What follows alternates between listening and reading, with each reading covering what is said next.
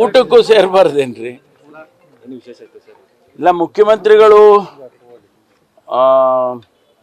ನಿನ್ನೆ ರಾತ್ರಿ ಊಟಕ್ಕೆ ಕರೆದಿದ್ರು, ಎಲ್ಲ ಸಚಿವರುಗಳನ್ನ ಊಟಕ್ಕೆ ಕರೆದಿದ್ರು. ಅದೇ ಸಂದರ್ಭದಲ್ಲಿ ನಾವು ಲೋಕಸಭಾ ಚುನಾವಣೆಗೆ ತಯಾರಿ ಮಾಡಿಕೊಳ್ಳೋ ವಿಚಾರದಲ್ಲಿ ಚರ್ಚೆ ಮಾಡಿದ್ವಿ.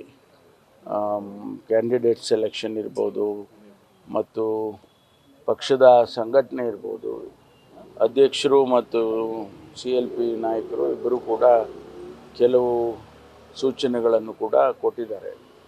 ಚರ್ಚೆ ಮಾಡಿದ್ದೇವೆ. ಹೆಚ್ಚು ಸೀಟ್ಗಳನ್ನ ಗೆದಿಬೇಕು ಅಂತೇಳಿ ತಿಳಿಸಿದ್ದಾರೆ. ಅದರ ಬಗ್ಗೆ ಎಲ್ಲ ಸಚಿವರುಗಳಿಗೂ ಅವರವ್ರ ಕ್ಷೇತ್ರ ಜವಾಬ್ದಾರಿ ತಗೊಂಡು ಮಾಡಿ ಅಂತ ಹೇಳಿದರು ಅಷ್ಟೇ. ಬೇರೆ ಇನ್ಯಾವುದೂ ಇಲ್ಲ. ಅದೇನಿಲ್ಲ. ಅದೆಲ್ಲ ಕ್ಯಾಂಡಿಡೇಟ್ ಬಗ್ಗೆ ಎಲ್ಲ ಹೈಕಮಾಂಡೇ ತೀರ್ಮಾನ ಮಾಡುತ್ತೆ. ಈಗೇನು ಪ್ರಪೋಸಲ್ಸ್ಗಳನ್ನು PCC ತರಿಸ್ಕೊಂಡಿದೆ ಮತ್ತು ಜಿಲ್ಲೆಗೆ ಉಸ್ತುವಾರಿ ಸಚಿವರುಗಳಿಂದನೂ ತರಿಸ್ಕೊಂಡಿದ್ದಾರೆ. ಅದೆಲ್ಲವನ್ನು ಕೂಡ ಕಂಬೈನ್ ಮಾಡಿಕೊಂಡು ಎಲೆಕ್ಷನ್ ಸ್ಕ್ರೀನಿಂಗ್ ಕಮಿಟಿ ಮುಂದೆ ಹೋಗ್ತಾರೆ. ಬಹುಶಃ ನೆಕ್ಸ್ಟ್ ವೀಕ್ ಆಗ್ಬೋದು. ಪ್ರಕಾಶ್ ಹುಕ್ಕೇರಿ ಅವರು ಹೇಳಿದ್ದಾರೆ, ನಾವು ಫುಟ್ಬಾಲ್ ಅಲ್ಲ, ನಮ್ಮನ್ನೆಲ್ಲ ಅಭ್ಯರ್ಥಿನಾಗಿ ಮಾಡಕ್ಕೆ ಹೋಗಬೇಡಿ.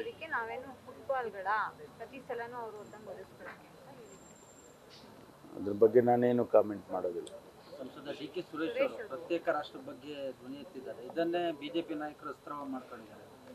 ಇಲ್ಲ, ಯಾವ ಅರ್ಥದಲ್ಲಿ ಅವ್ರು ಹೇಳಿದಾರೋ ಗೊತ್ತಿಲ್ಲ ನನಗೆ.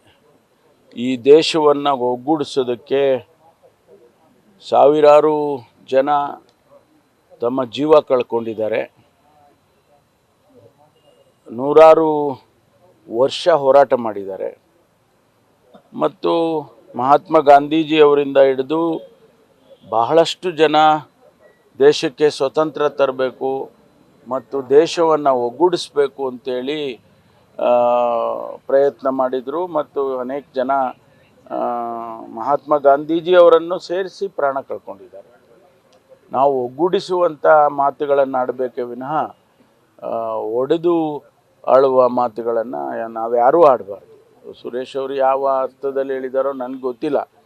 ಆದರೆ ನನ್ನ ಅನಿಸಿಕೆ ಏನು ಅಂತೇಳಿದರೆ, ನಾವು ಭಾರತ ಭವ್ಯವಾದ ಭಾರತ. ನಾವು ಪಾಕಿಸ್ತಾನ ವಿಭಜನೆ ಆದಾಗಲೇ ನಾವ್ಯಾರೂ ಹುಟ್ಟಿರಲಿಲ್ಲ. ಆದರೆ ಆ ಸಂದರ್ಭದಲ್ಲಿ ಆದಂಥ ಘಟನೆಗಳ ಬಗ್ಗೆ ನಾವು ಚರಿತ್ರೆಯಲ್ಲಿ ನಾವು ನೋಡಿದಾಗ ಬಹಳ ನೋವಾಗ್ತದೆ. ಹಾಗಾಗಿ ನಾವೆಲ್ಲ ಒಂದು ರಾಷ್ಟ್ರ, ಒಂದು ದೇಶ ಅಂಥೇಳಿ ಇರಬೇಕಾಗ್ತದೆ ಅನ್ನುವಂಥದ್ದು ನನ್ನ ಭಾವನೆ. ಸರ್, ಈಗ ಮಾಜಿ ಸಚಿವ ಶಿವರಾಮ್ ಅವರು ಒಂದು ಮಾತು ಹೇಳಿರುವಂಥದ್ದು, ಬಿಜೆಪಿಗೆ ನಾವು 40% ಅಂತ ಹೇಳ್ತಿದ್ವಿ, ಆದರೆ ನಮ್ಮಲ್ಲಿ ಈಗ ಅದಕ್ಕಿಂತ ಜಾಸ್ತಿ ಆಗ್ತಾ ಇದೆ, ಅದನ್ನು CM ಗಮನಕ್ಕೂ ಕೂಡ ನಾನು ತಂದಿದ್ದೀನಿ ಅನ್ನುವಂಥ ಮಾತು ಹೇಳಿದ್ದಾರೆ. CM ಗಮನಕ್ಕೆ ತಂದಿದ್ರೆ ಒಳ್ಳೇದಲ್ಲ, ಅವರು ಕ್ರಮ ತಗೊಳ್ತಾರೆ. ಒಂದ್ ಕಡೆ ಬಾಲಕೃಷ್ಣ ಅವ್ರ ಹೇಳಿಕೆ, ಇನ್ನೊಂದ್ ಕಡೆ ಶಿವರಾಮ್ ಅವ್ರ ಹೇಳಿಕೆ, ಒಂದ್ ರೀತಿ ಪಕ್ಷಕ್ಕೆ ಮುಜುಗರ ಆಗಲ್ಲ ಸರ್. ಇಲ್ಲಿ ಒಂದ್ ಕಡೆ ವೈಯಕ್ತಿಕ ಹೇಳಿಕೆಗಳು ಪಕ್ಷದ ಹೇಳಿಕೆಗಳಲ್ಲ. ಅವರ ಅನಿಸಿಕೆಗಳನ್ನೆಲ್ಲ ಎಲ್ಲೋ ಒಂದು ಕಡೆ ಹೇಳಿರ್ತಾರೆ. ಅದನ್ನೇ ನಾವು ಕಾಂಗ್ರೆಸ್ ಪಕ್ಷದ ಹೇಳಿಕೆಯಾಗಿ ತಗೊಳಕ್ಕಾಗೋದಿಲ್ಲ. ಅವ್ರು ವೈಯಕ್ತಿಕವಾಗಿ ಏನೋ, ಈಗ ನನಗೇನೋ ಅನಿಸುತ್ತೆ ವೈಯಕ್ತಿಕವಾಗಿ. ಈಗ ನಾನು ಹೇಳಿದೆ ದೇಶ ಒಗ್ಗೂಡಿಸ್ಬೇಕು, ಒಂದು ರಾಷ್ಟ್ರ, ಭಾರತ ಭವ್ಯ ಭಾರತ. ಈಗ ಅದು ನನ್ನ ಅಭಿಪ್ರಾಯ. ಅದಕ್ಕೆ ನಾವು ಬೇರೆ ರೀತಿಯಲ್ಲಿ ಅರ್ಥೈಸಿಕೊಳ್ಳೋದು ಪಕ್ಷದ ದೃಷ್ಟಿನಲ್ಲಿ ಒಳ್ಳೆಯದು ಅಲ್ಲ, ಅಥವಾ ಅದು ಪಕ್ಷದಕ್ಕೆ ಸಂಬಂಧನೂ ಇಲ್ಲ.